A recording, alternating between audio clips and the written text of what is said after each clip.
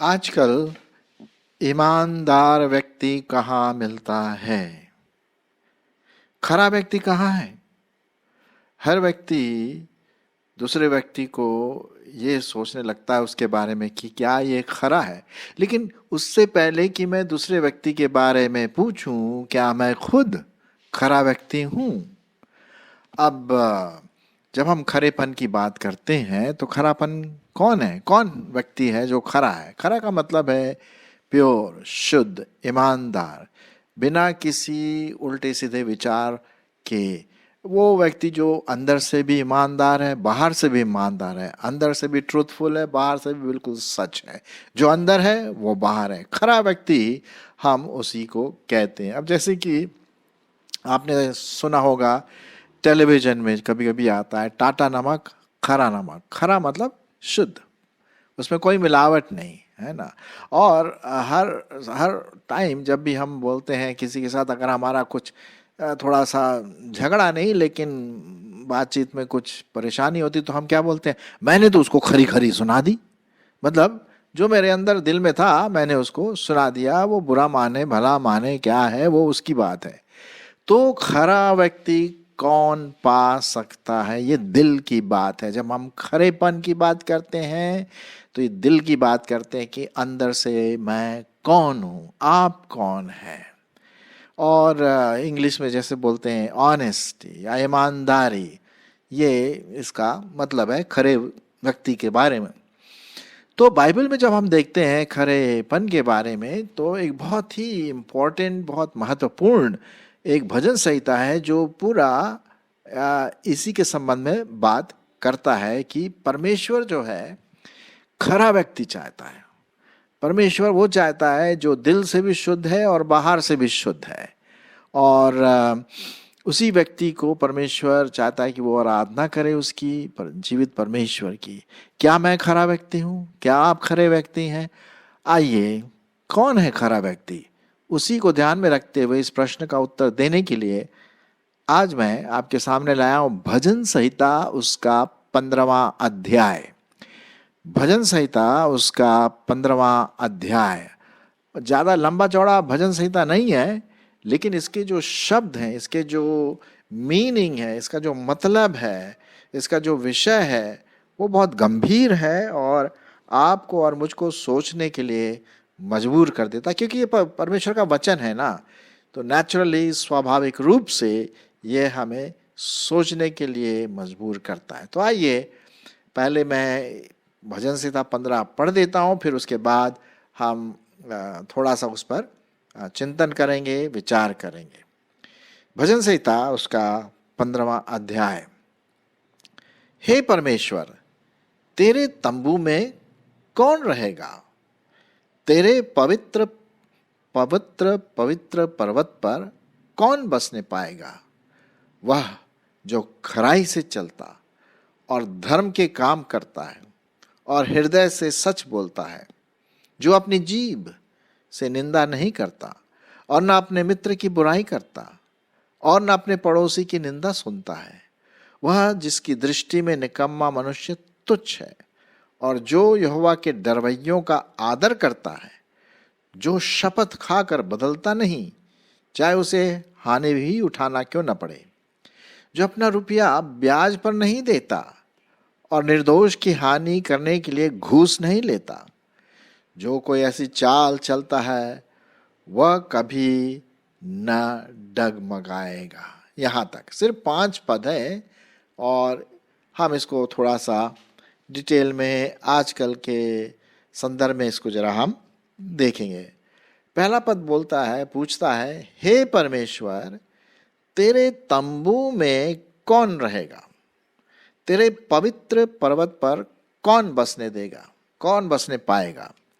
अब यहाँ पर इसका मतलब ये है कि प्रभु परमेश्वर तेरी उपस्थिति में कौन आ सकता है?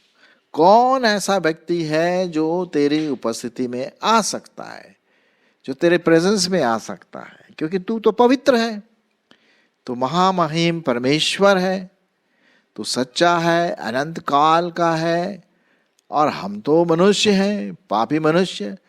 तो भाई कौन प्रभु परमेश्वर तेरी उपस्थिति में आ सकता, तेरे तंबू में, तेरे निवास स्थान में कौन आ सकता है? ये तो नामुमकिन है कि पापी व्यक्ति आए, क्योंकि तू तो पवित्र है। तो भजन का लिखने वाला यही पूछता है, भाई प्रभु परमेश्वर ये कौन हो सकता है? तब उत्तर आता है दूसरे पद से, वह जो खराई से चलता। कौन आ सकता है परमेश्वर की उपस्थिति में? जो व्यक्ति खरा है, जो व्यक्ति सीधा है, जो व्यक्ति ईमानदार है, जो व्यक्ति विश्वास योग्य है, जो व्यक्ति जिसका दिल मन बुरी बातों से दूर रहता है, जो व्यक्ति परमेश्वर को प्यार करता है, वह जो खराई से चलता और धर्म के काम करता है और हृदय से सच बोलता। देखिए यहाँ पर हृदय की बात आती है, दिल की बात आती है, क्योंकि परमेश्वर जो चेक करता है ना, वो हमारे बाहरी आवरण को, बाहरी रूप को नहीं देखता है, क्योंकि वो तो सब देखते हैं। हम बाहरी रूप से देख करके बहुत सारी अपने बातें बताते हैं, लेकिन परमेश्वर जो अंदर की बातों को देखता है, जो मनुष्य अंदर की बातों को तो नहीं देख सकता। भाई आप मुझे देखते हैं तो बाहरी रूप से देखेंगे, लेकिन मेरे दिल को तो आप नहीं जानते, सिर्फ परमेश्वर ही जानता है और मैं जानता हूं। तो वो व्यक्ति जो खराई से चलता है, सिधाई से चलता है, ईमानदारी से चलता है, जो धर्म के काम करता है, प्रभु परमेश्वर को प्लीज करने का, प्रभु परमेश्वर को प्रसन्न करने का जो काम वो करता है, जो दिल से सच बोलता है। क्या बात है, जो दिल से सच बोलता है, जिसमें कुछ झूठ का काम तो है ही नहीं। हाँ, और वही है जो परमेश्वर के उपस्थिति में जा सकता है। कई बार झूठ बोलते ना, चाहे वो झूठ काला हो या सफेद हो, पता नहीं कौन सा रंग, लेकिन झूठ तो झूठ होता है ना। तो हम देखते हैं कि जिसके हृदय में सच की भाषा होती है और जो सत्य पर ठना हुआ रहता है, वही परमेश्वर के तंबू में, वही परमेश्वर के निवास स्थान में, वही परमेश्वर के पवित्र पर्वत पर जा पाएगा, बस न पाएगा। चलिए आगे और देखते हैं कौन व्यक्ति परमेश्वर के समीप जा सकता है। वही जो खरा। अच्छा, ये जो खरा व्यक्ति है वो क्या करता है? तीसरा पद, अपनी जीभ से निंदा नहीं करता। खरा व्यक्ति क्या है? अपने जीभ से किसी दूसरे की गलत बातों को नहीं बोलता है। अगर गलत बातें हो भी तो वो अपनी जीभ से नहीं निकालता है, क्योंकि वो खरा व्यक्ति है, वो परमेश्वर की दृष्टि में है। दूसरे लोग होता रहे उससे अलग बात है। तो जो अपनी जीभ से निंदा की बातें नहीं करता, ना अपने मित्र की बुराई करता है। कभी कभी मुझे पता है कि मेरा मित्र जो थोड़ा सा मेरे विरोध में रहता है या रहती है, तो थोड़ा सा मुंह से निकल जाता ना, जिसके हम इंग्लिश में बोलते हैं यार मेरी जीभ फिसल गई। हम ऐसे बोलते हैं ना, जब गलत बात बोलते हैं तो अरे यार सॉरी मेरी जीभ फिसल गई। ये व्यक्ति जो खरा है, वो पहली बात तो वो अपनी जीभ से निंदा की बातें नहीं करता, और ना अपने मित्र की बुराई करता है, और ना अपने पड़ोसी की निंदा सुनता है। क्या बात है। ये नुक्ताचीनी और कानाफूसी, दूसरों के बारे में गलत बातें, गंदी बातें, उल्टी सीधी बातें वो अपने लोगों के बारे में नहीं बोलता, चाहे वो कोई भी क्यों ना हो।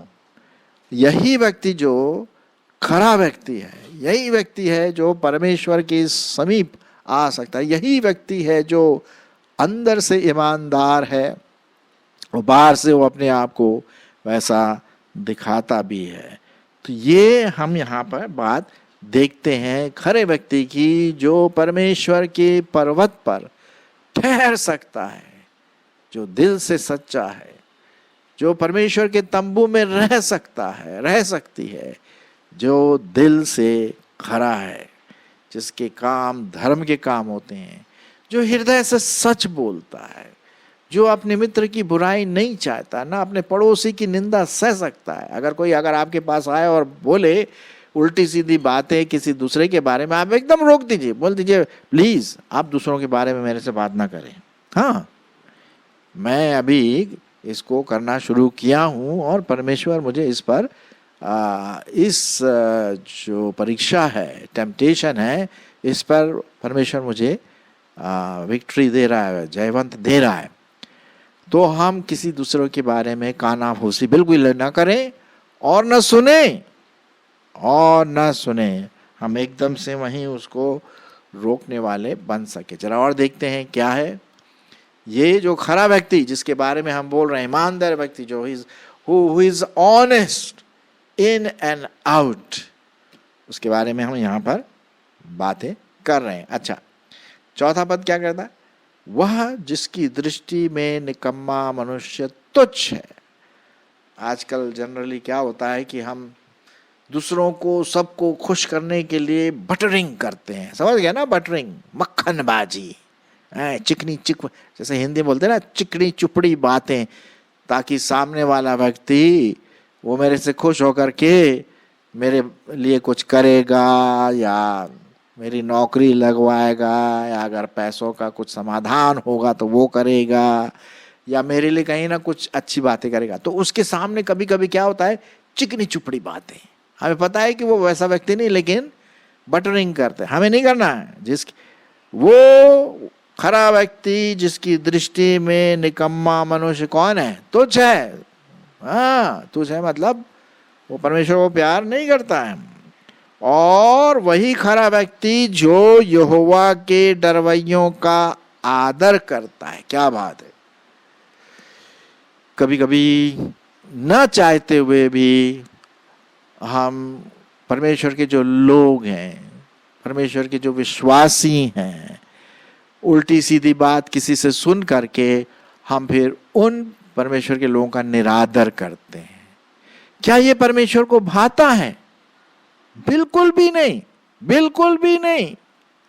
आप और मैं एक खरा व्यक्ति बनना है, एक ईमानदार व्यक्ति बनना है, और इसलिए बहुत जरूरी है कि हम जो परमेश्वर के जो लोग हैं, जो परमेश्वर को प्यार करते हैं, उनके विरोध में कोई ऐसी बातें ना कहें, बल्कि उनको आदर दें। अगर उनमें कमियां हैं, भाई उनके सामने बोलिए, ब्रदर, सिस्टर, भैया, दीदी, शायद आप थोड़ा सा और संभल जाइए, कहीं आप गिर न जाएं। हाँ, हमें काउंसलिंग तो करना है, लेकिन हम उनका निरादर ना करें। ये मैं अपने लिए भी बोल रहा हूँ, और मैं आपके लिए भी यहाँ पर ये बात लगा रहा हूँ। और जो यहोवा के डरवैयों का आदर करता है, आदर करती है, जो शपथ खाकर बदलता नहीं, चाहे हानि उठाना क्यों ना पड़े। बाप रे बाप!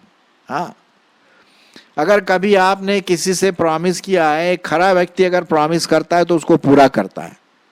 आप उसको अगर पूरा करने में उसको तकलीफ हो, हानि हो, फाइनेंशियल रूप में, पैसों से, समय से, या कोई भी शारीरिक रूप से, वो सहना है उसको। क्यों? क्योंकि भैया उसने प्रॉमिस किया है। नहीं तो फिर प्रॉमिस मत करो, हैं? मत बोलो कभी कि मैं ऐसा करूंगा तुम्हारे लिए। नहीं, अगर तुम नहीं कर सकते तो एकदम साफ बोलो सामने, नहीं जी मैं नहीं कर सकता।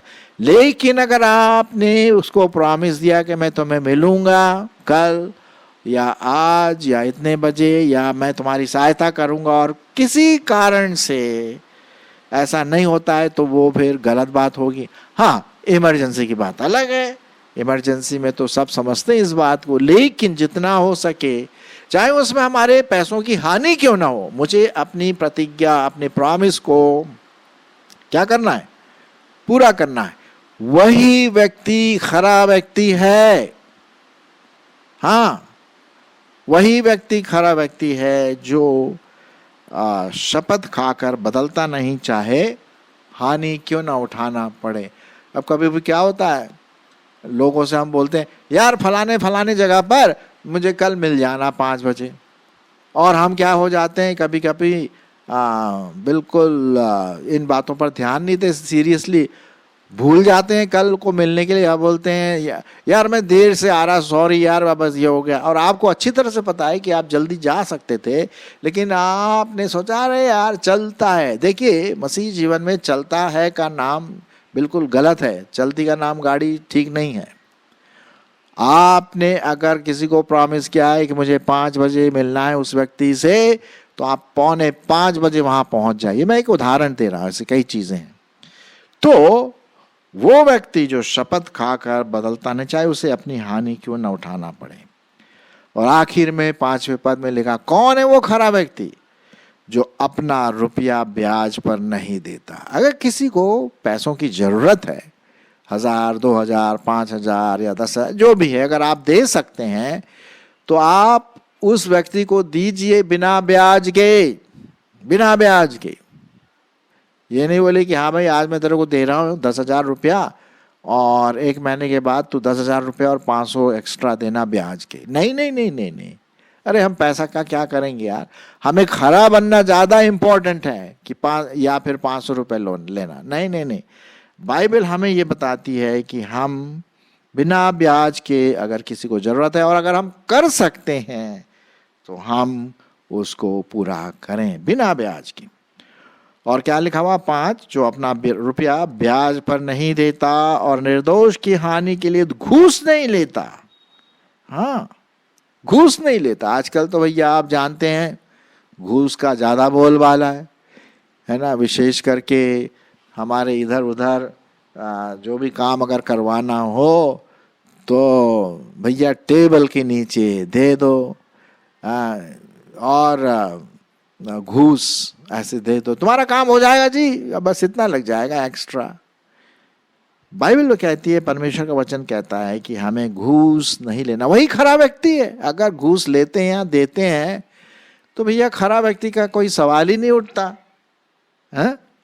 तो होशियार रहिए कि हम खरे व्यक्ति बने रहें। और उसकी एक निशानी ये है कि हम घूस न दें और न लें।